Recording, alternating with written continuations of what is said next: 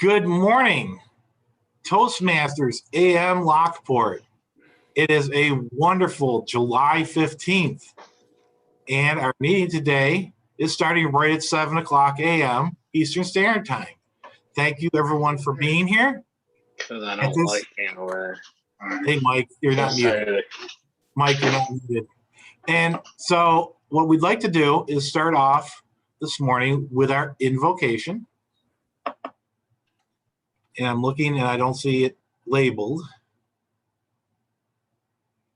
Who is our invocator this morning? Jim Wilkerson did not confirm, so it will be Eric. I will take it. I will take it. Okay. Okay. Because I would say we had Eric ready. Oh, Eric's ready? Okay, go ahead, Eric.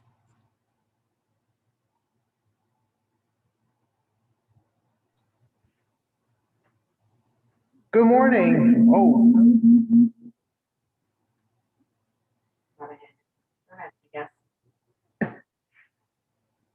this morning's quote is from John Muir, naturalist John Muir. This grand show is internal. It's always sunrise somewhere. The dew is never all dried at once. A shower is forever falling. Vapor is ever rising. Eternal sunshine, eternal sunset, eternal dawn, and gloaming on sea and continents and islands, each in its turn as the round earth grows. Thank you, Mr. President. Thank you, Eric. At this time, we say the Pledge of Allegiance. Please mute yourselves. I will lead. I pledge allegiance to the flag of the United States of America and to the republic for which it stands, one nation, under God, indivisible, with liberty and justice for all. And with that, we have a very exciting meeting planned today. I am going to turn it over to our Toastmaster of the day, a longstanding member, always the life of the party, full of fun and full of joy, as always, our Toastmaster today, Katie Orr. Katie Orr. Good morning, everybody. How's the audio there? A little better? Okay, great. Good morning, and thank you for that introduction, Mr. President. And did we get any announcements? We've got Margot with an announcement. Margot? Thank you. Just a reminder that our Barker Lions Club is organizing a trip down to the Comedy Center in Jamestown on Saturday, November 6th. And if anybody would like to join us, let me know. I'll get you the forms and the cost. We're going to be leaving Barker at 7 a.m. I know that's early. We get tours of 2 museums. We'll have lunch at the Lucy and Desi Copacabana Club. It's going to be a full day of fun. So if anybody else wants to join us, please let me know. What's the date on that again, Margot? Saturday, November 6th. Thank you. And it's being organized by our Barker Lions Club as one of our fundraisers, but at the same time, we just want to get out and have some fun. And we do have a couple Toastmasters joining us already. So if you want to, shoot me an email. Awesome. Thank you, Margot. Can you email? Did you already email that to the club also? Yep. Okay, fantastic. I know I've heard. But I can send it again if you want. Maybe I'm in the spam folder. Awesome. Well, our top, any other announcements? Anybody? I didn't see any hands raised. Okay, we'll move right on into our meeting. It's great to see so many faces. Thanks for getting on today. And happy summer. We're in the thick of summer now. And I missed last week because I was in Texas and I was at a national park. And we've all heard Dr. Stevens many, many times talk about his travels. And I was always inspired by the speeches and enjoyed the speeches, but I never added those places to my bucket list. They were never somewhere that I thought I would want to go. That has changed completely since I visited Big Bend State Park in Texas. Oh, great. Karen's coming on. So we do have a guest from Rhetorical Roar, like Eric said in the chat. In any case, I was at Texas last week. Sorry, I missed the meeting, but I saw beautiful mountains, deserts, the Rio Grande River, got to wade in the river, didn't go to Mexico, but could have probably in a lot of places. Couldn't have gotten very far. The closest village was 200 miles away, but it was beautiful. And now with the friends we went with, we plan on going to a different national park every other year. So what better theme I thought than today to talk about national parks. And I thought maybe if I gave a little more time for our word master to come on, he would, but he didn't. Larry Eggert has volunteered to take word master. So we'll get right into the meeting and introducing all of our roles. Larry, do you have your own word, or were you taking me up on my offer of a word? Okay, let me get that situated and we will introduce our guest. Oh, her audio is still connecting. So we'll wait on that. All right. Well, let's get to a couple other word holders and then hopefully we get them another chance to use the word of the day as well. Oh, this is a tough one. I think our club can handle it. All right. I'm going to put it in the chat in a moment. I guess I've got to work on my tech here. But let's introduce another job holder, so that gives me a moment. I'm going to jump to Margot as our general evaluator. Margot, please introduce your role for us today. Thank you, Kate. Get it done now, out of the way right up front. Good for you. My job today will be twofold. Number one, to evaluate how the Toastmaster handles the meetings and the glitches that she's doing quite smoothly, since we all have them. And also to evaluate the evaluators to make sure they're doing the sandwich approach and encouraging our speakers today. As you probably heard earlier, there are only 2 speakers, so that makes it a little easier on me. And then if Kate wishes, I can call for jobs at the end, or if she does it, we'll figure that out at that moment. Thank you, Madam Toastmaster. Thank you very much, Madam General Evaluator. I'm still working on that word, so I will move on to introduce my mom. Beth is our master. Good morning, everyone.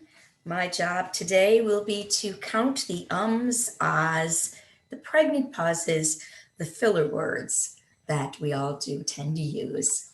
Thank you very much. Back to you. Thank you, Madam Master. Okay, let's get to our word master. And I was going to throw a difficult word at you, but I chose not to instead. We're going to have the word, and you all know what it means, and I'd like you to use it. And the word is preserve. We all try to preserve nature. We don't all try to preserve nature. We should all try to preserve nature, and our natural parks are a great place to do that. Larry, do you want to keep track of that and then report back at the end? Yes. Why, thank you. All right, I'll put the definition in the chat as well. Okay. Is Karen on? Did she get her audio working? Oh, it's still connecting. Well, we'll introduce her later.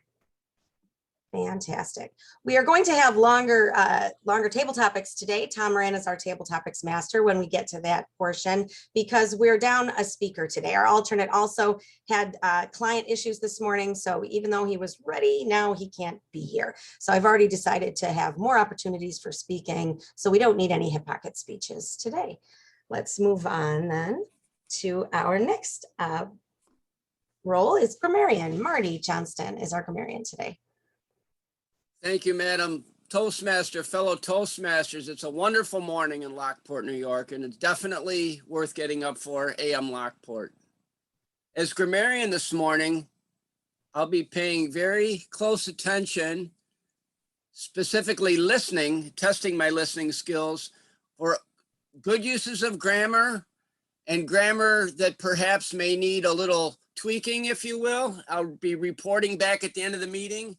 And I would just like to share that if I could visit a national park, it would be the Rocky Mountain National Park in Colorado, where my oldest sibling moved to a month ago into Colorado. Thank you. Thank you, Mr. Grammarian. And for reminding me that if you would like to also share your favorite park or the park you'd like to go to next, or a park that you've always thought about visiting, please share that as you explain your role. Thank you, Mr. Grammarian. Our next role today is our quote master, Mike Florio. Do you have a favorite park, or you want to go somewhere and share a quote with us? Sure, I'll do both. Thank you, Madam Toastmaster, fellow Toastmasters, and our guest. I'd say my favorite park is Estes Park in Colorado. And it was beautiful, majestic. I mean, everything that you could possibly imagine. To see the deer and the antelope play, not just one or two, but herds. You know, when you see a herd of antelope, we're over 100, and it's right there, and a moose was within 100 yards of us. I just couldn't believe it. So anyway, that was amazing. And you can't really talk about national parks without mentioning Theodore Roosevelt. Okay. And Teddy was definitely one to preserve nature. And he had a myriad of quotes. And it was this was probably the easiest job for me to do, is find a quote from Theodore Roosevelt, because there's a bunch of them. And I usually do my research the night before looking for quotes, and I was just kind of mesmerized by all of his quotes, and I kept reading more and more. Next thing you know, it's 11 o'clock, and I go, I gotta get to bed. So I'll share a couple of them with you, but really, you should, if you can, read a few of this guy's quotes. I mean, he's been gone from us for over 100 years. He died in 1919.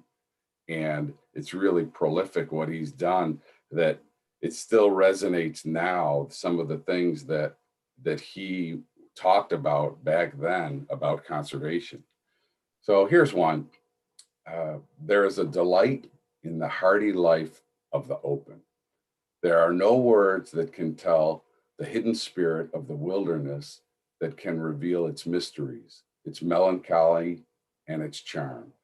The nation behaves well if it treats the natural resources as assets, which it must turn over to the next generation, increased and not impaired in value.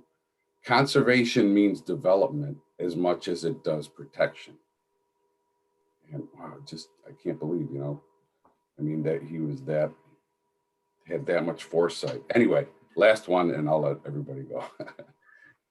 We have fallen heirs to the most glorious heritage a people ever received, and each one of us must do its part if we wish to show that the nation is worthy of its good fortune. Madam Toastmaster.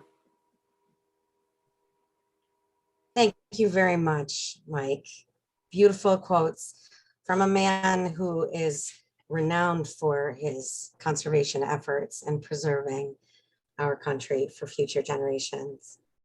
Our jester today is Mark Campos. Welcome back, Mark.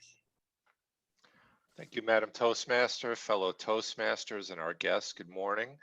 That's a tough act to follow. I guarantee you I will be far less profound this morning. So here we go. A man from Czechoslovakia was visiting his cousin, who's a lawyer in California, and they decide to go for a hike in Yellowstone Park. While they're hiking, they're attacked by a pair of bears, a big male and a slightly smaller female. The male bear quickly dismembers and eats the Czechoslovakian man, but the lawyer managed to escape. He runs straight to the nearest ranger station, told them what happened, and they sent out a group of rangers to see what was going on. Sure enough, the rangers arrived at the place of the attack and saw the bears nearby. One of the rangers took his rifle and shot the smaller female. So the other rangers asked, "Why did you shoot that one?" He said the male ate his friend. And the shooter replied, "Would you believe a lawyer who said the check is in the mail?" Madam Toastmaster. Oh, God. Mark, do you have a favorite national park or somewhere that you would like to go? thinking, I'm not sure that I've ever actually been to a national park now that I think about it. So I guess I would probably say Yellowstone. Thank you very much, Mark. Safe answer, right? It's safe. It's the most visited park in America of the national parks. There are 63 specific national parks, but there's over 400 national parks and designated locations. So you may have been to one and didn't even realize it. Ellis Island, things like that. Being from New York City, there are I guess small areas that are designated. maybe certain Liberty statues. Island, maybe Liberty Island Yeah. National Park. Okay. Awesome. Thank you very much, Mark. Our next role holder today is our timer, Thomas. Favorite park and your job today. Thank you, Madam Toastmaster. My favorite park is actually our local park, Niagara Falls. One of my favorite spots is the Honeymoon Falls and the bridge that goes over it. My least favorite is Death Valley out in Nevada. I spent 30 days. Fort Ord military training base is out there for desert training, and spending 30 days in a Death Valley is not fun. I would have to say that that was my least favorite park to actually visit. The job today that I have is to keep and preserve the chronological integrity of the meeting and our speakers as timer. Now, as timer, I'll be putting up 3 different backgrounds so that you know what's going on. I'm going to show them now. You have green, which means you're good. You've met your time. Yellow means your time is running short, time to wrap it up. And red is you have officially gone over time, but the buffer is still applying. So make it really fast. So for our speeches today, we start with table topics, and that's 1.5 to 2 minutes with a 15-second buffer on each side. The speeches today, the 2 speeches, are 5 to 7 minutes with a 30-second buffer. And then our evaluators will get 2 to 3 minutes, also with a 30-second buffer. With that, back to you, Madam Toastmaster. Thank you very much, Thomas. I don't ever want to go to Death Valley. Definitely not on my bucket list. Thank you. And Mark said he's been to Joshua Tree. That looks beautiful there. I would love to go there eventually someday. Moving on with our roles. Sylvia is our tech and gesture master. Sylvia, do you have a favorite park or least favorite, I suppose, or somewhere you'd like to go? And what's your role? The last park I was at was Joshua Tree. Talk about a weird place, California. That was the last one. We went there last August, actually. And the stories around there of people disappearing, it's like a sci-fi movie. My most favorite right now, of course, is New York State. We have many here, and Niagara Falls, of course, gotta be my hometown. Today, I will be looking at gestures. Try to do your hands today, or sit back and do some gestures so we could see them and evaluate everybody's technology, what's going on. That's my role. Awesome. Thank you so much, Sylvia. Maybe I don't want to go to Joshua Tree and disappear. All right. Our quiz master today is Jackie. Any favorite park stories or and also your role? Well, I think probably my favorite park story would be sitting and watching Ken Burns' documentary series on National Public Radio. It gives you the origins, the history, the people who managed to bring this all together and preserve all of this beauty for all of us. And I'm going to be listening carefully to what people have to say this morning and working up some good questions for the end of the meeting. Thank you, Madam Toastmaster.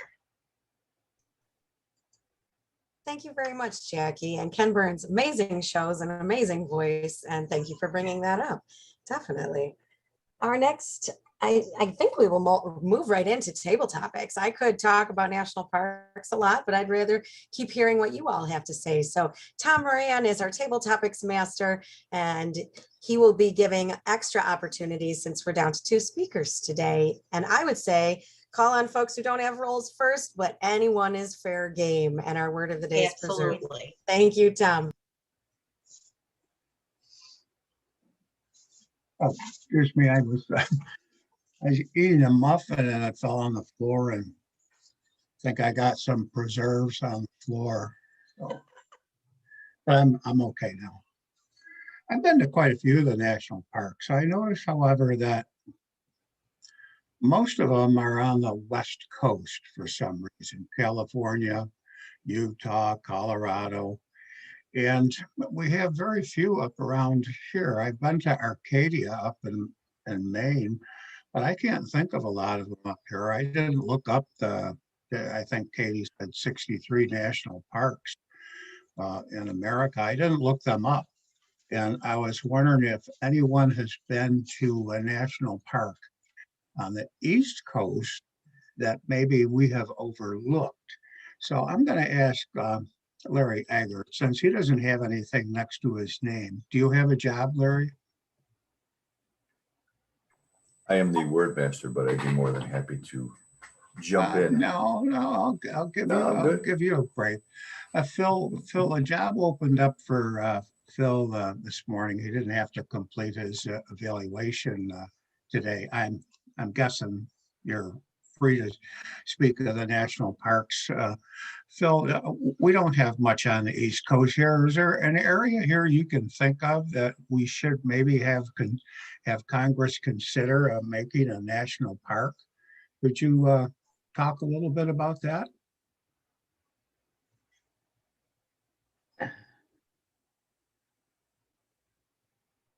Mr. Topics Master, fellow Toastmasters. Doesn't have to be done. It's already done. We have the Adirondacks.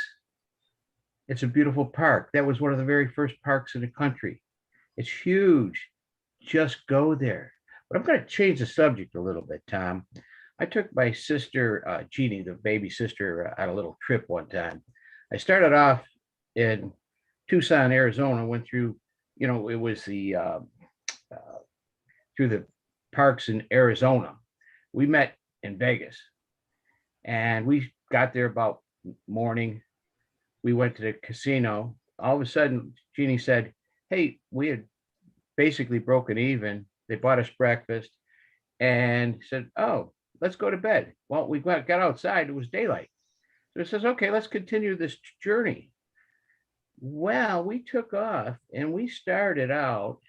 She went swimming in the reservoir outside of Vegas. And then we went to the Grand Canyon, North Rim. That's a sight. Then we went to Bryce in Utah. Then we went to Zion. Then we had to stop and see my sister Lisa in Colorado. Of course, there's a few parks there you already mentioned. Zion or Estes, a few, they're pretty cool. Then we took, after a few days in Aspen, we took the long trek across the country. Flatlands, gorgeous, beautiful time. And where did we end up? Well, it was at Niagara Falls. We had to do it. Grand Canyon to Niagara Falls. I'm telling you, that was one great trip. With all those parks in between, you haven't seen the country until you've done that. It is the greatest way to have your memory preserve all of those wonderful sights. Mr. Topics Master.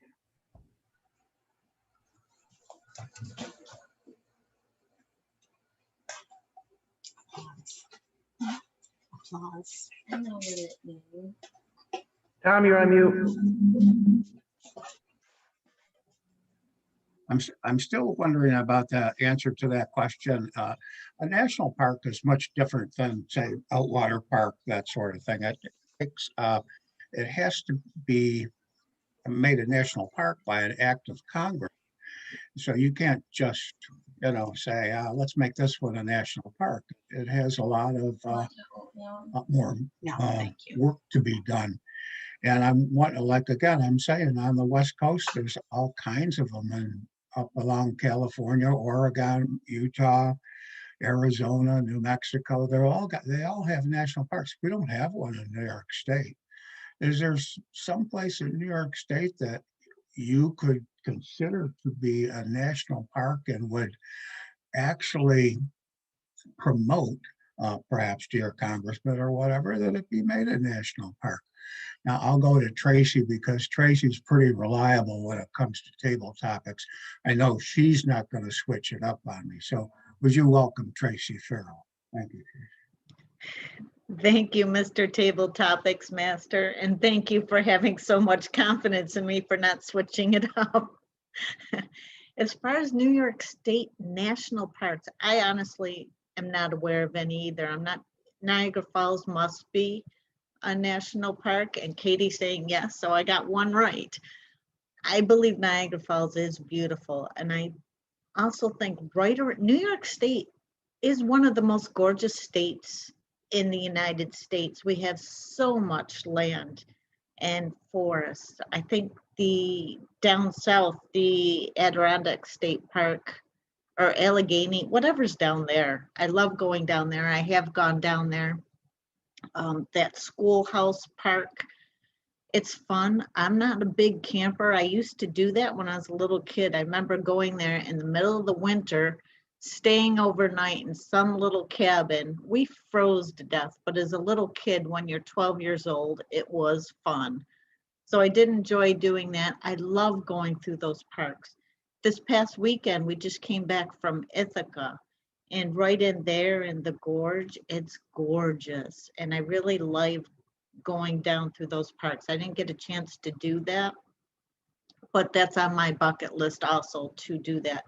I think the Erie Canal should be considered one of those national parks. There should be a trail right along there designated by New York State that we have a hiking trail along there. And I know the Finger Lakes, they have their trails, walking trails that do designate that, and you can do all these trails and have a hiking passport. It would not be a bad idea to have a hiking passport along the Erie Canal. We have so much history there that needs to be preserved. It's a huge asset to our area. We could even say the locks in Lockport should be a national park. It is an engineering miracle, the way they've done things and the way that it goes down. We have also Day Road Park in the town of Lockport. It's kind of cool back there because there's waterfalls and hiking trails back there. As far as my favorite park, not to switch it up, Tom, but out on the West Coast, I went to the Petrified Forest that I thought was so cool as a kid because there's these petrified trees. And I remember I didn't even realize the time was up, but you're not supposed to steal the rocks. And as a little kid, I still have that little petrified rock. Thank you, fellow Toastmasters. Thank you, Tracy. I can't believe you took a rock. I guess we'll go with that. There is several people have different things on their bucket list. I'll move off of the national parks here. I can see Dr. Stevens is chomping at the bit to talk about something here. He's a traveler and he likes the park system, and I'm going to let him just go off on his own here and talk about his travels or his anticipated travels. Dr. Stevens. Thank you, Mr. Table Topics Master. In regards to national parks, yes, my bucket list is to do all of them, 63. I'm about halfway there. I do have a big trip planned for the summer, and I am going to see 5 of them. I believe it's 5. Arches National Park is one, but you know what? A lot of people are heading to these national parks in the summer. I saw on CNN that this couple arrived at Arches National Park early in the morning, we'll say 7:30, and they came upon a sign that said, "Come back 3 to 5 hours from now." Now, can you imagine a carload full of kids? You have limited time on your vacation. You come to that sign. That'd be a tad disappointing. So I will be getting up early to get to these national parks. I have been to Arches, my wife has not, so I'm going to go there. Going to Black Gunnison Canyon, going to Mesa Verde National Park. That's like an Indian cliff dwellings, which should be pretty cool. Capitol Reef National Park and Canyonlands, known for a lot of rock climbing and sandstone cliffs and whatnot. So that should be pretty cool. So I'm excited to do all that. I do not know what the word of the day is. I'm sorry. So I cannot necessarily use the word of the day. If someone would help me with that, that would be awesome. Preserve. Thank you. So that is the word of the day. Preserve, you said? Preserve. Thank you. So that is my plan, and I look forward to that. And I will definitely have a tale or two afterwards to tell you guys. Hopefully it won't be too hot. Mr. Table Topics Master. Thank you, Dr. Stevens. Do I do more, Katie? 2 more? Well, let me see if we even have 2 more people here who haven't had a job. Where did our guest go? Or is our guest here, Karen? No, guess not. I see Dave Licata down there. Dave, tell us about what national parks you've been to and your impression of the national parks in the United States. Do we have enough? Do we need more? Can you please expound? Mr. Table Topics Master, I am sitting here racking my brain, and sadly, there's a good chance that I've never been to a national park. What? But to preserve your original question, we have a 200-pound, or no, excuse me, I have a 2-ton elephant in the room. It's very close to us. It's called Letchworth, and Letchworth is a state park. And that could easily be, they could throw the switch on that and make it a national park. Letchworth is the amazing Grand Canyon of the East. It's a very beautiful park. For people in Western New York, I was surprised at how quickly you get there because, you know, you get to Batavia and you just shoot down that road and bang, it's right there. I am going on a mission though, Tom. I may find a national park because the final week of July, my wife, myself, and my 2 boys will be in Hawaii. And perhaps we can find a national park over there so I can finally lay claim to being in a national park. I'm so glad that Teddy Roosevelt came up earlier. He went west because incredibly he suffered the loss of his wife. His wife died during childbirth. And then 1 bedroom over, his mother was dying on the same day. So that's when he just left the little girl, the newborn, with his sister, and he went out west to see the beauty of the West to help him cope with the grief of losing a mother and a wife on the same day. So that's why we go to these parks, to cope, to be reminded of simpler times, to be out in nature, to breathe the fresh air. So I am a big advocate of national parks, state parks, and heck, I even go 1/2 mile from here now and then when I need my batteries recharged, and I just sit in Outwater Park for a while. So we can't say enough about the national parks, can't say enough about the federal government's effort to preserve them. And they certainly are a treasure. And I'm looking forward to my secret mission. And I will report back on any national park I can find in Hawaii. I'm 98% sure there's one there, but now you've given me a homework assignment.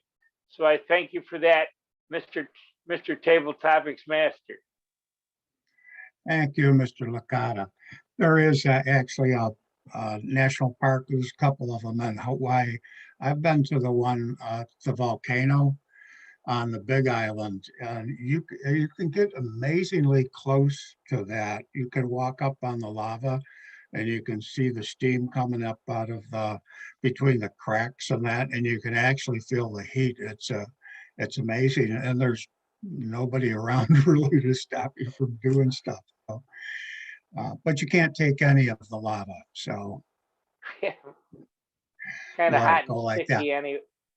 Oh, Carol Hallstatt. I'll bet you Carol's been to a bunch of parks. And incidentally, my favorite national park I was at several years ago. It's called Bryce Canyon, and it's a small national park, and it's very relatable. You can walk down in it. You can see the different arches that were formed over the years, and you can actually, just hang out there. It's not a huge park. It's very accessible. So I kind of like that versus the Grand Canyon. The Grand Canyon is pretty massive. So I prefer the small one, and Bryce would be my choice of a national park. So Carol, I gave you plenty of time to get anxious about this. Now, I didn't anticipate asking 5 questions, so I really don't have anything specific for you, but I know you've listened to other people respond to questions. So I'll let you go with whatever you want to talk about on national parks. Try to keep it on national parks, and you can free flow here. So we'd like to hear from you, Carol Hallstead. Right, and thank you, Carol.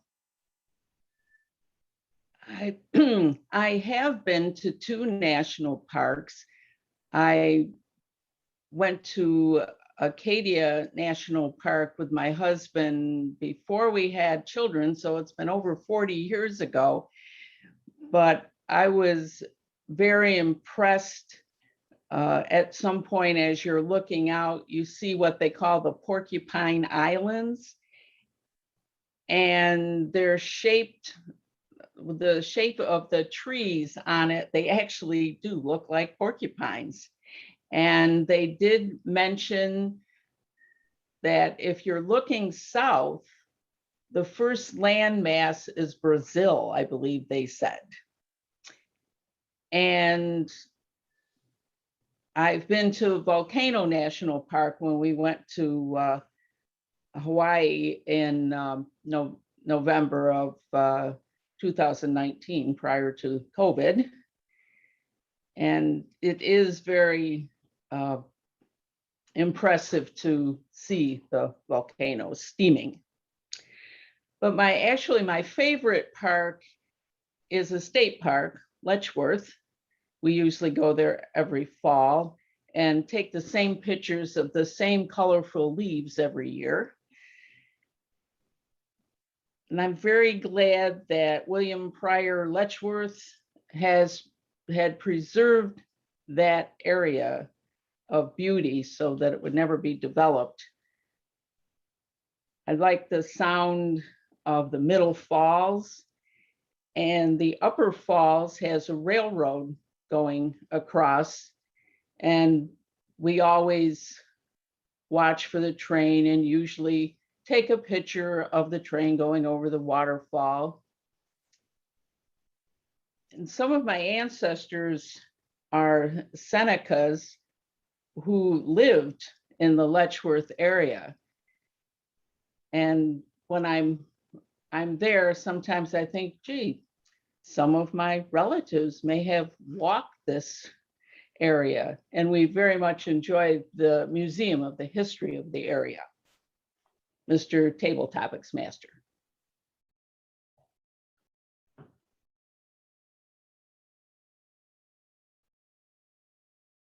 Tom, I think you're on mute again.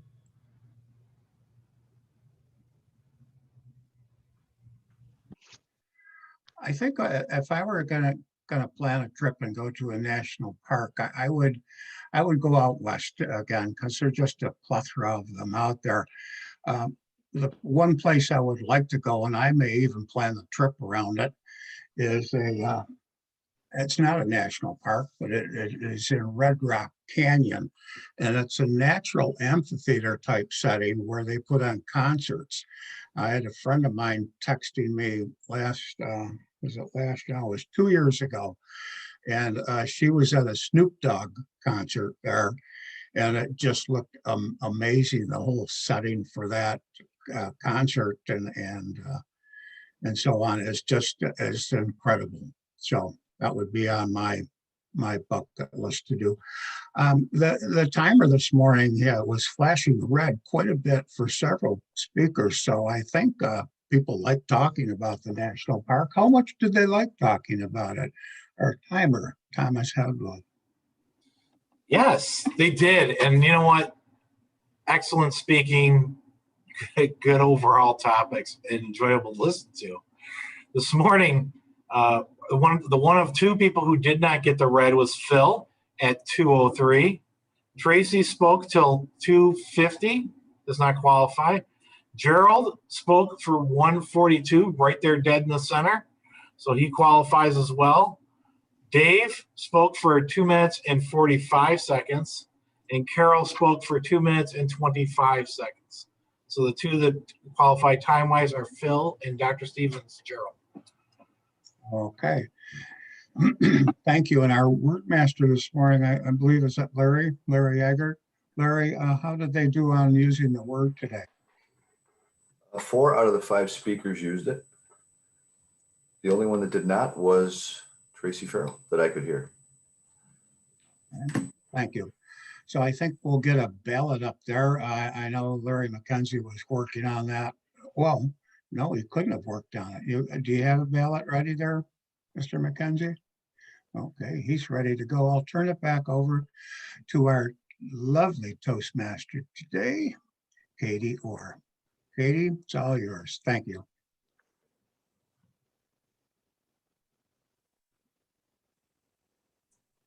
Thank you very much, Mr. Table Topics, and thanks for rolling with it. And thank you all our members for participating. I will expound on Big Bend National Park, where I visited, in a future speech. I'm very much looking forward to sharing some stories. It's known as a dark sky park because there are no cities anywhere nearby, and the stargazing is amazing. The closest city is 3 hours away, El Paso. The hiking we did, the horseback riding up and down the old mercury mines, the fossil hunting is something interesting. Texas is full of old dinosaurs, if you think about it, as we drove hours and hours and hours across West Texas to get to the Rio Grande. That's why the Big Bend is called that park, because it's where the Rio Grande bends in a hook shape. We were driving by hundreds of oil rigs, and our friend commented, they're digging up the dead dinosaurs, which they are. I never thought of it that way, that all the oil left behind is that organic matter from the dinosaurs. In any case, we got to see amazing fossils, lots of nature. I'm wearing a shirt, you cannot see it, but it's got the, I shouldn't have done that, but it's got an Ocotillo cactus on it, and it was beautiful. And then our artist, get your toasts ready, because I'd like to toast to these national parks.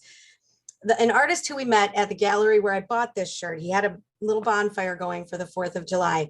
And he said, don't you people know it's July in Texas? Nobody ever comes to this park, and they are so busy, like all the parks are, because of COVID last year. Silver linings to silver linings, and getting out to the parks busier than ever. Let's keep it going. Thank you very much, fellow Toastmasters. Let's roll into our speaking portion of our meeting today. Our first speaker will be Dr. Stevens, and he is going to be evaluated by Jen Zapla. Jen, the floor is yours. Thank you, Kate. I will be Gerald's evaluator today, but before I get started, I just have to say that I was getting very excited during the meeting today because I have an exciting national park trip planned in September. I'm not going to give away too much about where I'm going and what I'm doing, because I would like to tell you all about it at a later time. Now I will introduce Dr. Stevens. The purpose of his speech today is for him to learn or review basic research methods and present a well-organized, well-researched speech on any topic. He is doing the researching and presenting speech, as you may have assumed during my reading of the purpose statement there. And Kate, do you have his title? Because it is very apropos to our theme today. Yes, I do. Thank you very much, Jen. Dr. Gerald Stevens, Yosemite, My First Love. Yosemite, My First Love. Dr. Gerald Stevens. Thank you, Madam Toastmaster and fellow Toastmasters and our guests. Yosemite, My First Love. American National Park in Northern California. UNESCO World Heritage Site. Granite cliffs, waterfalls, pristine lakes and streams, greenery everywhere, meadows. They even have a Mariposa Grove, which contains sequoias. Beautiful place for sure. Elevation ranges between 2,000 to 13,000 feet. Habitat for 160 rare plants. Park itself is 750,000 acres. 95% forest preserved. In 1864, Abraham Lincoln signed a Yosemite grant. Now that's a long time ago. Abraham Lincoln, Civil War times, thinking ahead, preserving our country. Love it. So he started that. 1890, John Muir got involved to expand the park. And then he finally convinced our president, Teddy Roosevelt, who was mentioned earlier, in 1903, to make it a designated national park. I want to show you a few pictures. Let's do some screen sharing here.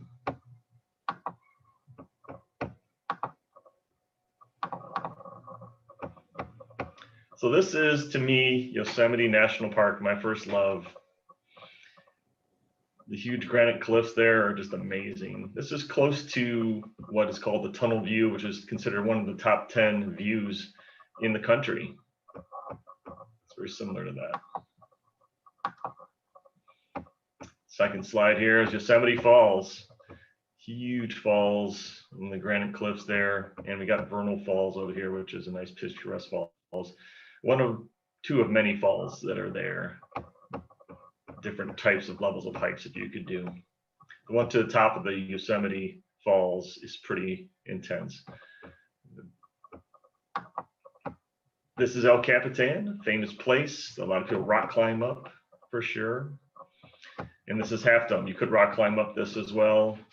And I actually climbed up the back of this monolith. And when you get to the end of the monolith, you have this thing called the Half Dome cables that you go up.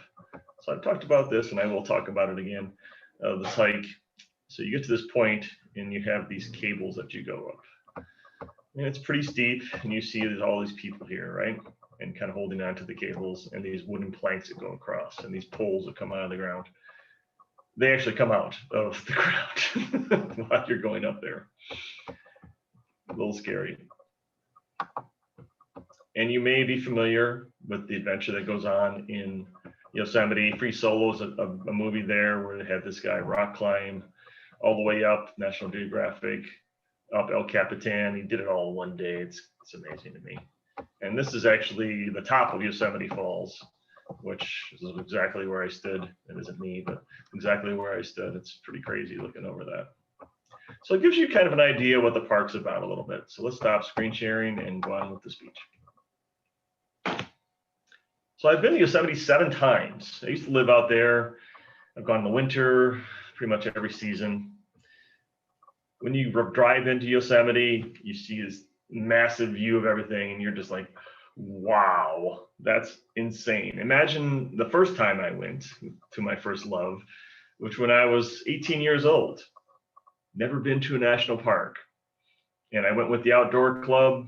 We camped. I used to be a Boy Scout, Eagle Scout. Camped in the winter, no big deal. That's where we went. And we stayed there in tents. Sounds insane to some of you guys. And we had a campfire. And I remember around the campfire, Annie Gubitosi playing the acoustic guitar.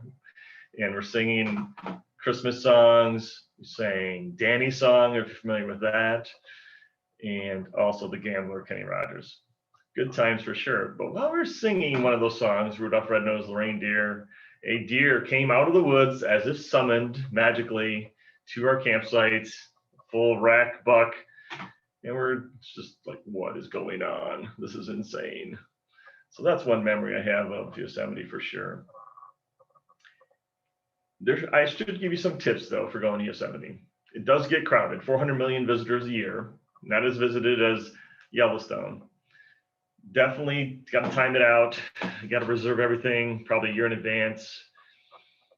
And they do have lodges. They do have tent sites. Certainly they have, you don't have to bring a tent. They have tents already set up on a platform. So you can go there. There is a lot of traffic in the summer, so I don't recommend peak times myself. Hard to time out because the winter sometimes lasts a long time in the mountains. So spring is tough to time out. So fall might be an ideal time after peak season, and you can see the leaves changing. Winter's okay too. You might think that's insane. Less people for sure, but you get to see all the snow on the granite cliffs and mountains, which is totally impressive. So what's another story about Yosemite? I've been there a bunch of times.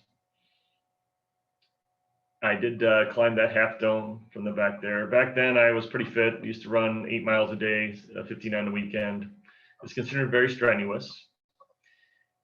And when I hiked that hike, I went with my friend and I remember 2 things from that hike. We got to the steps that were super steep. And then we went up the steps and I was totally exhausted. And I looked over to my right and saw those cables. And I just laughed because I knew this is insane.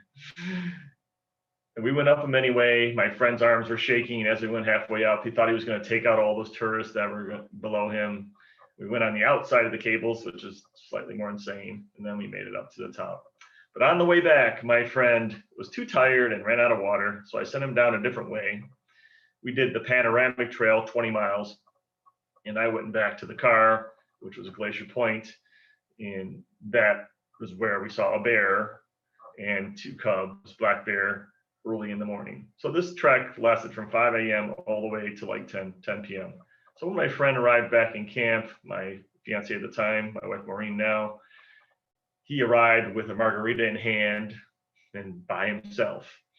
And he asked, "How you doing today?" That's what he said to her. She said, "Where's Gerald?" Well, Gerald is still up there.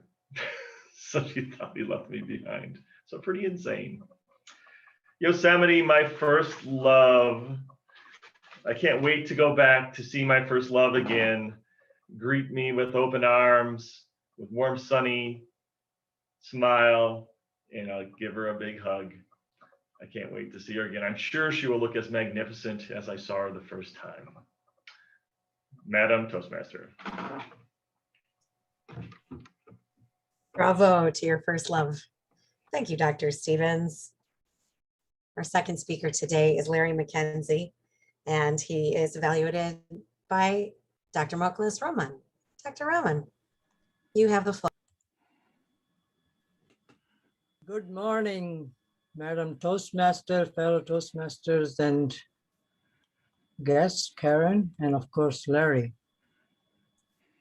Larry's speech is Presentation Mastery, Level 3, Persuasive Speech. To understand the types and deliver one. Its purpose is to be organized and appeal, and I repeat, appeal to emotions, ethics, and or logic. You have the title, right? Yes, I do. Thank you very much, Dr. Roman. Our second speaker today, Larry McKenzie, The Climb.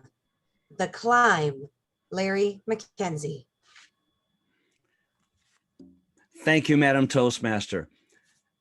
This morning, our topic today is national parks.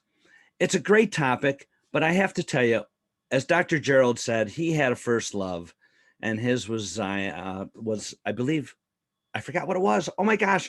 But my first love is not a national park. His was Yosemite. I did remember.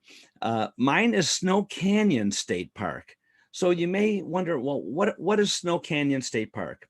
Well, I have to tell you, 11 years ago, I set out on a journey, and it was one of those things in my life where I think we all come to that point where most times we're caregivers for somebody else. And we really don't take the time to think about ourselves and our well-being. I needed to. I went to a place out in Utah, Southwest Utah, a little town called Ivins, Utah.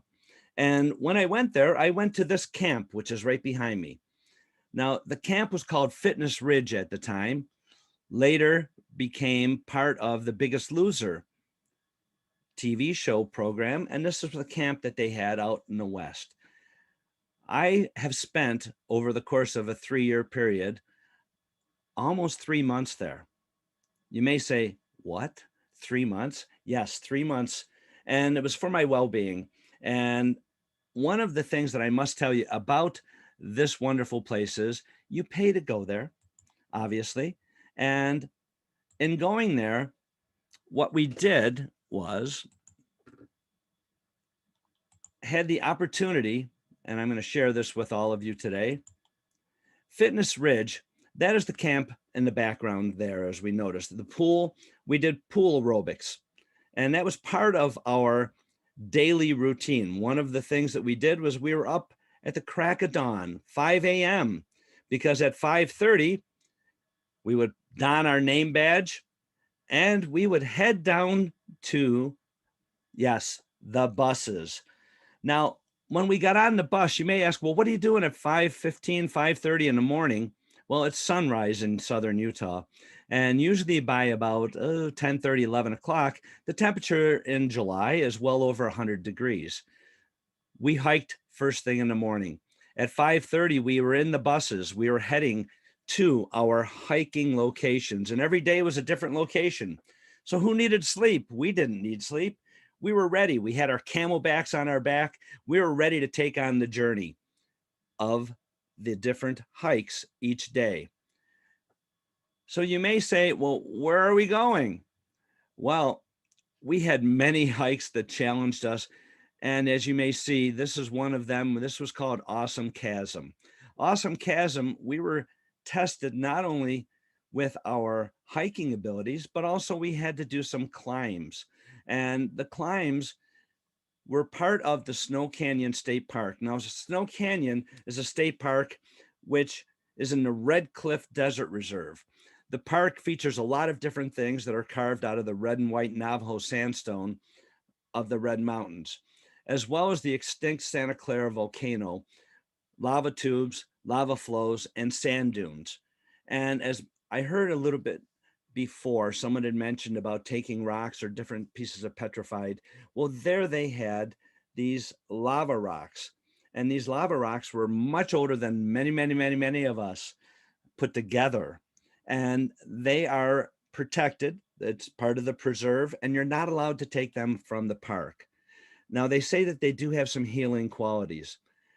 As you can see here, climbing up the side of the stone was tough. We had to work as a team. We made it, and when we got to the top, it was always time for a photo opportunity. As you can see on my shirt, one of the sayings that many of us had was, shut up and sweat. So in other words, don't complain. You're there for yourself and focus on that. This is a picture from the top of Awesome Chasm. As you can see, it was cut out of the sandstone. This was me at the top of Awesome Chasm. And as you can see down below, that's part of the Snow Canyon State Park. We were at the bottom of that before we reached that summit, and it was an awesome climb. Now, once we returned back to the camp, which was approximately 9 a.m., We were treated to our wonderful meals that they had served for us. Everything was given. We had nothing that we could do on our own. Breakfast, we had an egg sandwich, 289 calories. Lunch, artichoke soup. This was one of our typical menus, all about 1,200 calories per day. Then after lunch, after breakfast, we would head out to work out. We would be in the gym. We would have typically about an hour in the gym. Then we would have a 10-minute break and we would head off to something else, maybe the pool. Well, those were 12-hour days from 5:30 till usually 5 o'clock every day.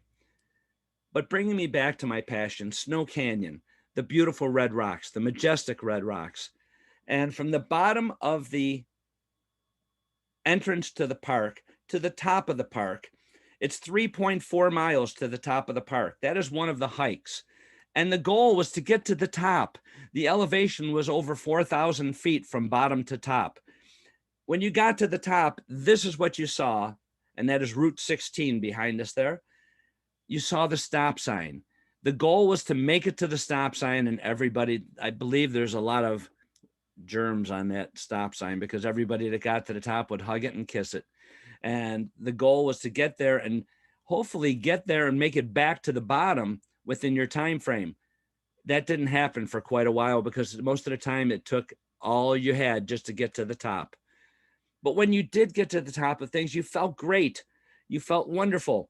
And the climb was part of the journey. And the journey, these are some of the people that I hiked with. And as you can see, I was probably not the most fit of them all, but I made it. Camelback was another one of my favorite hikes. We would climb, and that's the top of Camelback. That's the opportunity that we had to climb that. When you reach the top, you would always have your photo op, of course. Top of Camelback. And the gentleman to my immediate right there is a renowned author. He is the world-renowned coconut expert, believe it or not. So post-walk pass out, that's me. Yes, I enjoyed it, but it was tiring. The climb. But the best part is I survived the climb. And I challenge each one of you, put yourself out there. Have a great day.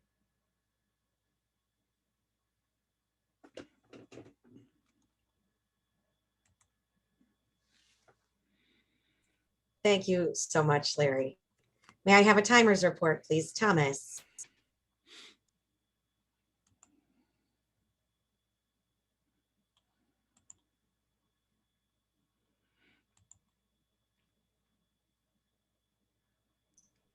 Did everyone? Sorry for the delay. All the backgrounds and everything else was over top of the mute button, so I had to close them all first. Well, Dr. Gerald Stevens this morning spoke for 7 minutes and 40 seconds, just outside the 30-second buffer. I thought Larry wasn't going to make it, but Larry, you made it at 7:29.24. You had 3/4 of a second. So good job, Larry. That's my timers report. So no need to vote today. Great job, guys. We all heard so much about your visits to the parks. It was beautiful. Jen, are you ready to get to our evaluations? I sure am. You want me to just roll right into it? All right. Well, I am evaluating Dr. Stevens today. He gave us a speech, Yosemite, My First Love. Now, first off, I want to say I was pretty excited when I saw that our theme this week was national parks and that Gerald would be speaking today because I know he was going to have some exciting, fun stories to share. And he did not disappoint. So Gerald, as always, has interesting content that he brings, and I think he makes all of us want to travel more. His speech today, some of the things that he did well. I liked that he used the slideshow only for a portion of the speech. I thought that helped both bring us the picture and the visual that is very important to talking about a national park in a beautiful place, but it also gave us a really personal, intimate feel, and we were still able to see his speaking style. So I thought that was actually very well done. And I noticed that Gerald's made some really strong improvements by elevating his camera a little bit. I see still a little off to the right here, but I think he's done some improvements on where his camera angle is and having a little bit better lighting, still a little room for improvement, but it's way better than it had been in the past. So I think that's well done as well. Some things that I think that he could work on. Now, when he gave his presentation, he didn't use presentation mode. I'm also notorious for doing this during work meetings. However, I think if you use presentation mode, we're not looking at the little side panel of your presentation. And so I'm kind of just distracted looking like, oh, what's coming next once I've had a chance to view. So I would just consider doing that in the future. I think as well, I would suggest working on transitions between your topics, your little vignettes in your speech. So what I noticed was that your structure, you had this title, right? And you built into the end of your speech, you talked about Yosemite being your first love. But I thought you missed an opportunity at the beginning to really emphasize that fact. Your structure, you started off with the history and the facts, and you moved on through these different portions. You alternated telling a story, showing us the beauty, but I would just suggest working on those transitions and starting with some sort of thread that you could build throughout. Using that title, I think would have done really well. I thought you did excellent by building that into your conclusion and telling us about the love story. Overall, there were just a lot of great pictures, and hopefully we all want to travel to Yosemite at this point. I know I want to travel anywhere, so maybe I'm a bad example. Thank you very much for sharing your story with us and giving us some tips about when we travel there. Kate, back to you. Thank you, Jen. Our second evaluator today is Moklis. Dr. Rahman, the floor is yours. Which is my favorite national park? I think Niagara Falls is the chosen park. I decided to retire. I go there once a week, sometimes maybe even 3 times a week. And my most favorite spot, Three Sisters Island. I usually go there to the tip and see the water rushing from Buffalo side to the Niagara Falls. It's just so awesome. Now, Larry McKenzie is a very experienced and admired speaker. He has so much rich experience in life that he shares with us. I didn't know about the national park he went for this 1-week retreat for doing some health improvement. His speech was very organized. He had some wonderful, wonderful slides to share with us. His background speaks for the speech itself. And the title was great, The Climb. In our life, climb is one of the most challenging. Is it 2 minutes to 3 minutes, or is it 1 minute to 2 minutes? I want to know the timing because our club has different rules. 2 to 3. So why did the green come at 1.5? My bad. Yeah, I think last time when I spoke, Tom Moran kept flashing red, yellow, and blue and green. As a club, we need to make sure we have some strong discipline.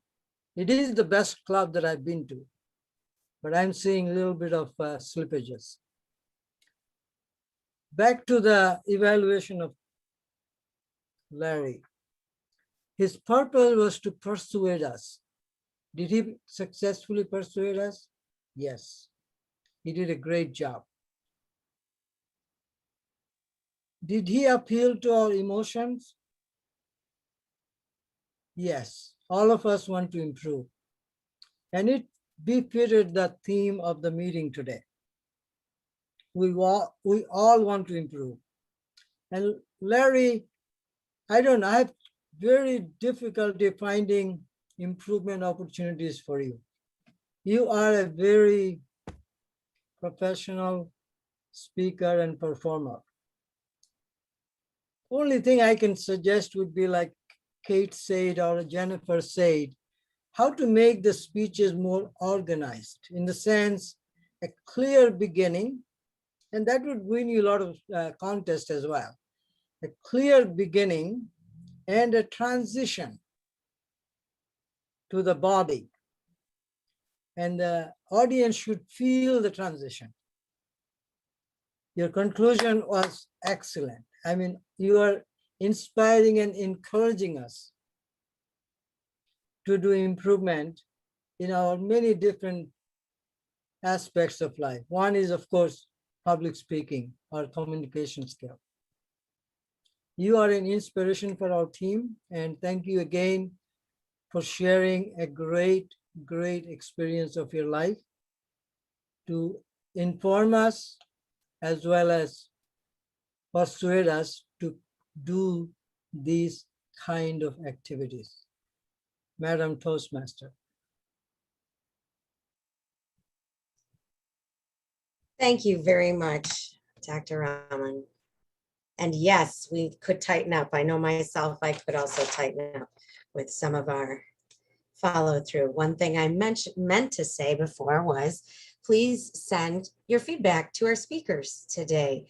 If you didn't already, send some love notes of advice in the chat or via an email, if you'd rather, to our two speakers, Gerald and Larry, today. Margot, are you ready to jump in as general evaluator? Oh, timers report for our evaluators today. My apologies, but then Margot, you're on deck. Timers report, Thomas. Yes. Jen Zappa came in right at 245, so right at the jump from green to yellow. That's perfect, qualifies. Muklas, sorry about, I went to hover over the green button and accidentally clicked it, and then I started trying to unclick it. So I gave you the 35 seconds. I paused my timer, waited 35 seconds, and then restarted it.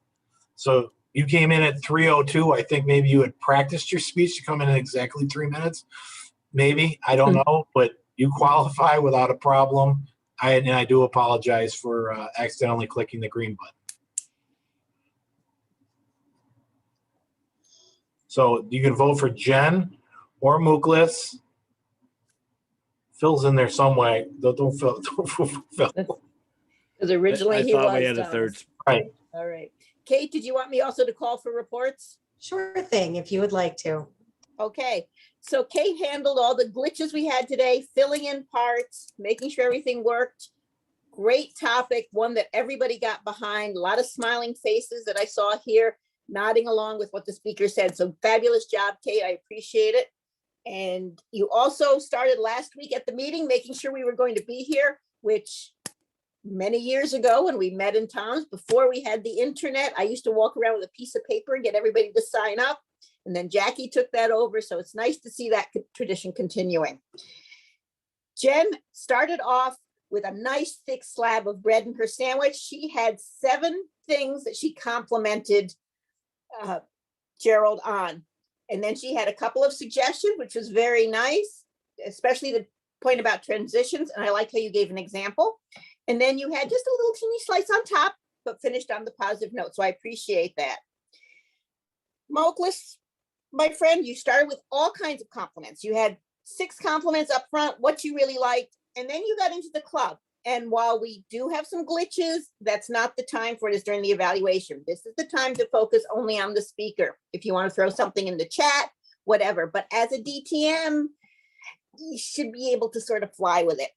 Then you went back to some more compliments. You had 1 suggestion and you finished off with a number of compliments at the end. So you went, basically, if you started the front, you had like 10 things up front you liked, 1 suggestion, and 5 at the end to compliment. So both of our evaluators made sure our 2 speakers felt encouraged, and I hope all of you did as well. I will note that I did a little research online, joys of having 2 computers here. Our closest national park is in Auburn, New York, the Harriet Tubman National Park. Someplace I haven't been yet, but that is actually a national park. And Mark has signed off, but the New York Harbor is a national park. So there's the 2 complete parks in New York State. The others are national sites. And I hope to preserve some memories by visiting them sometime in the future. The only national park I can recall being to off the top of my head is Grand Canyon. And like everybody else, I probably have a little piece of petrified wood somewhere because that was in the 1960s. So I'm going to start in with our reports. I'm going to start with our master. Beth, could you tell us how we did today with ahs and ums? Thank you, Margot. We did pretty well overall. Some of the speeches or table topics, I actually got into listening so much. I might have missed a few, but for the most part, pretty well. We did have ums, we had ahs, we had several people using and that filler word going in. I was a little surprised, even our speakers had but overall, a pretty good day. Thank you, Madam Evaluator, General Evaluator. Thank you very much. Moving into our grammarian, and no, I did not write any notes down today, Marty. I left it all to you. So please help us out. Thank you, Margot. I had a challenging job today listening for the words, phrases, but you all helped me preserve and persevere more so. Mark, I like the word, Mark Campos, I like the word profound that you use. Thomas Heldwing, chronological integrity of the timer. Very good use of the English language. Carol mentioned her favorite park is Letchworth, and she mentioned she was glad it was preserved. Dave Licata painted a nice picture and he said, "We go to these parks to cope and breathe the fresh air." Gerald mentioned an excellent use of the English language, pristine lakes and streams.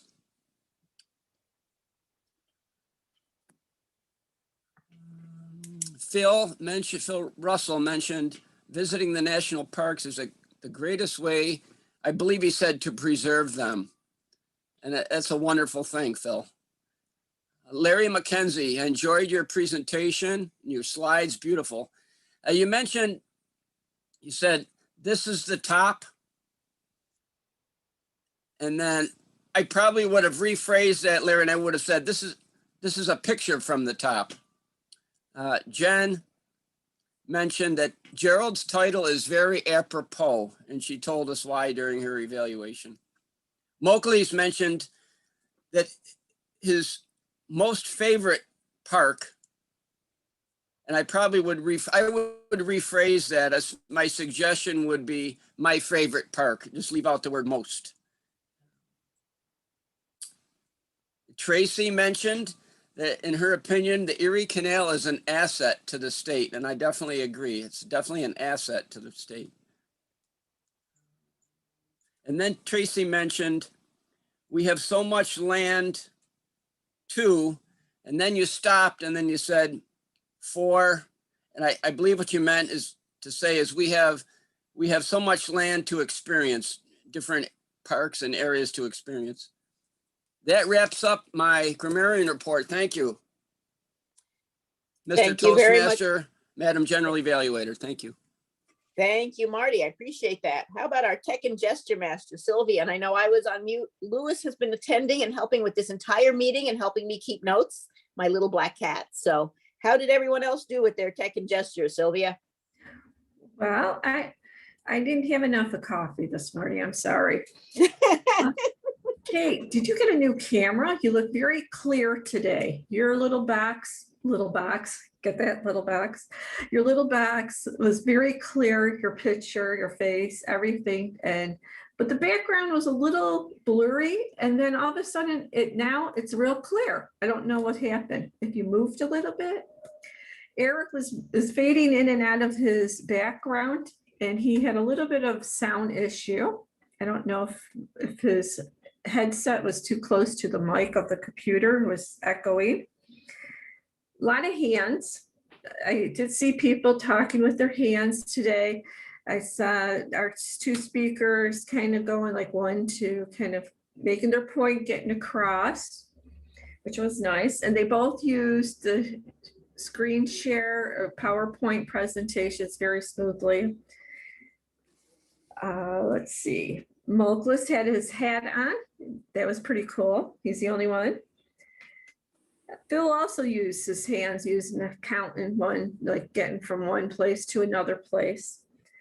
One person, and I did not write it down. I forgot to put the person's name, but I liked when they were talking. I think it was Phil, actually, now that I think about it. When you were talking, you're talking about something way back, you used a gesture. Like, because I didn't have enough of coffee. I know there was many more, but Kate, your screen is the clearest out of all of us today that I see. I think I'm gonna have to wash my lens. There you go. Thank you, Sylvia. Appreciate that. Jackie, you have some questions for us that you can quiz us about. I do have a few questions prepared. For instance, who did Mike quote this morning? Theodore Roosevelt. Perfect subject for today. And where was the check in Mark's joke? In the mail. In the mail. It was a good one. How old was Tracy when she camped in the wintertime? 12. Probably the same size she is now. And Gerald told us a lot about his first love.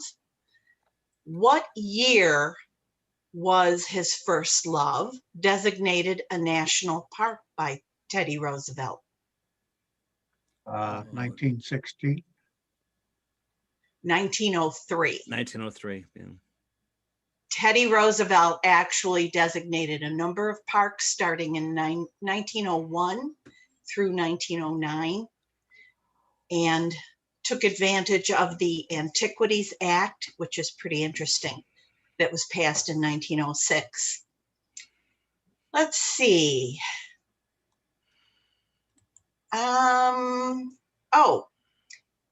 What state was Snow Canyon State Park in, where Larry spent a lot of time? Utah. Very good. Looks like a nice state to visit. How much time did Larry have left before he would have gone over? A quarter of a second. Three quarters of a second, I think Thomas said. And who did not get a red light during table topics? Phil and Gerald. Phil, what I heard was Phil did not get a red light. Oh, okay. Thank you, Madam General Evaluator. Thank you, Jackie. And now that I've given everybody the last chance to use the word preserve, how about our word master, Larry Eggert? Thank you, Madam General Evaluator. Probably one of the easiest days I've had job-wise. The word was given to me and all I had to do was mark it down. So thanks, Kate. Interesting use of the word today. It started out really slow. And as we got into it, it got more popular. And at the end, it continued to be popular. So I think normally it starts out big and ends small. Well, it just was the reverse today. So I guess it was a pretty good word, Kate. So great choice. I did notify the FBI that there are 3 people in the club that had stolen some preserved wood from various parks. I was on the phone just now, so you might be getting a call later on. I don't know. But that's my report. You'll notice Tracy disappeared. This is all being recorded too. Yeah, we know where she works though. But I think it's interesting because everybody that was in the meeting today used the word at least once, which is again a good choice of words. And I gave Mike Florio the benefit of the doubt. He used conservation, but I counted that as using preservation. And that's my report, Madam General Evaluator. Thank you very much. And for those keeping track, Phil is our next week's Toastmaster, and his theme is I Love New York. And in case anybody in the club didn't know it, the Winery at Margin Manor has been named the 8th most haunted place in New York State by I Love New York. So there's your local connection. Who knew? With that, Kate, do you want to take it back, or shall I throw the lectern over to Thomas as our president? Either way, I'm glad you brought up Phil and our speakers. I will speak, and Also Len, and thank you Moklis for jumping in. Christine was a maybe on her icebreaker, but she's waiting until August. And the roles are all filled for next week, so take a look at the agenda if you did not already. And then I don't want to have to call you. It's already set, but I'll work on it for the rest of the quarter. So. I know, but I need to have everybody confirmed. Oh, yes. Because I don't want to have to call you. Oh, and I will. Yes. Yes, Dad. I thought you meant set up the rest of the quarter, so I don't have to No. call you because I know you will. I want the confirmations. Go ahead, Margot. Hank, did you want to check in with? I was just Karen? thanking Dad for the Is Karen reminder. available? Our guest Karen, are you there? I know the audio is sometimes tricky. She did chat to us that she was looking at photos. I'm available. Can you hear me? Yes. Yes, we can. Can you hear us still? I can hear you. Can you hear me? We can hear and see you. Okay, great. Well, I was so excited this morning at 6 a.m. when I realized I could join you all. And it was worth every minute, like usual. I thought the topic was excellent, really interesting, really engaging, really relatable. And I thought Kate executed her role as Toastmaster quite well. To me, your club has really elevated the role of Toastmaster, and it's been such a helpful source of modeling for me of what that role can include and look like. Again, I thought the topic was engaging. I thought the meeting was interesting. I can't help thinking about how visiting national parks would be ideal for my family. This is not something I had ever thought of before. For my husband, he will appreciate the nearly free price tag of national parks. For my son Mitchell, who's 10, he will love the fact that it is outdoors and there's a sense of adventure. And for my son Joshua, I think who's 14, he could really use the perspective that being somewhere outdoors can include. I've been thinking lately about how selfishness and boredom can be linked, and selfishness and excessive entertainment can be linked. And I think there can be a humbling aspect of being in nature. Also, Joshua really appreciates a challenge. I forgot that so many national parks had opportunities for challenging climbing and really adventurous hiking. Neither of my boys want anything to be mediocre or weak or boring. So anyway, I'm excited about the possibilities, and thank you for the chance to take a moment with the microphone. I hope to see you again soon. Thank you. Thank you, Karen. That's Madam President of Rhetorical Roar this year. Congratulations, Karen. And thanks for joining us. Go ahead, Thomas. I'll pass it over to you, I guess. Okay. With only 2 minutes left, we're going to have a toast to all of our winners. Everyone participated. Everyone spoke. Everyone's a winner this morning. But for the ribbons, we had a tie at table topics between Phil and Gerald, our two people that qualified.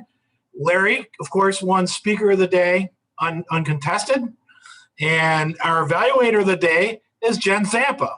So again, congratulations to everybody. Let me take a drink.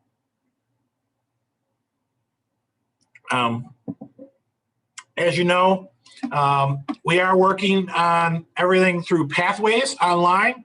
I'd like to just say that if you are like me, this is just a personal thing to myself, is get on there and go ahead and complete those speeches, put those in. I know I'm behind. I did a level 1 speech, but I'd already completed all the level 2s. So I have to go in there and complete all of those. So I'm going to be doing that this evening. I encourage everyone to get on there, get your next speech, get your plan for your next speech, get it ready. Like today, when we have 2 speakers, it would be nice if we had everyone ready to give a speech right away. With that, I think that it calls it to an end at 8:30. Please stand. Oh, we have an announcement possibly from Tom.